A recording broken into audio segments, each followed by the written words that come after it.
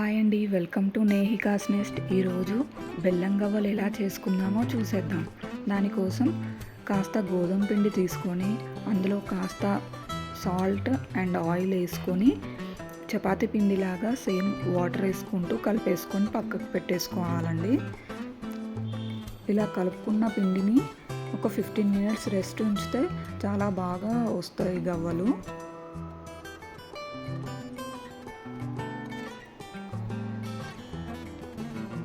15 minutes అయిపోయాక వీటిని చిన్నగా ఉండల్లాగా చేసుకొని ఒక ప్లేట్లో పెట్టేసుకోవాలి.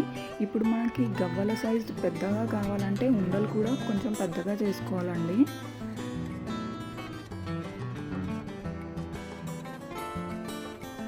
బిగినర్స్ చాలా ఈజీగా చేసేసుకోవచ్చు.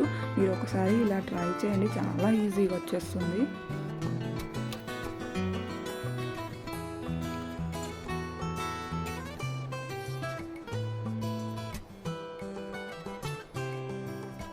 ఇలా ఉండలు చేసుకున్న బాల్స్ని పక్కకు పెట్టేసుకొని ఇప్పుడు గవ్వల చెక్క ఉంటుంది. గవ్వల చెక్క ఉంటే గవ్వల చెక్కతో చేసుకోవచ్చు, లేదా మీరు ఇప్పుడే ట్రై చేస్తున్నారు అని అంటే ఇలా ఒక ఫోక్ స్పూన్తో ట్రై చేయండి ఒకసారి.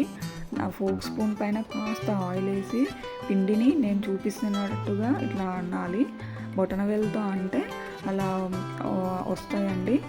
ఇప్పుడు ఒక బాండీలో కొంచెం ఆయిల్ వేసుకొని మనం చేసి పెట్టుకున్న గవ్వల్ని ఇందులో వేసుకొని వేపుకోవాలి.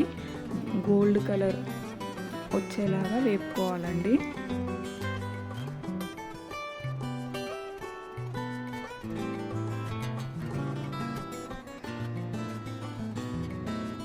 ఇలా అన్నీ అయిపోయే వరకు వేపుకొని పక్కకు పెట్టేసుకోవాలి.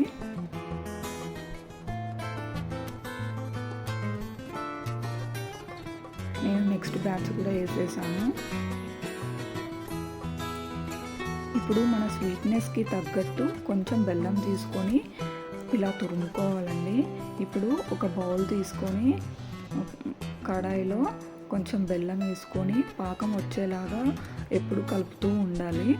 మీకు పాకం తెలియదు అని అంటే ఇలా ఒకసారి ట్రై చేయండి.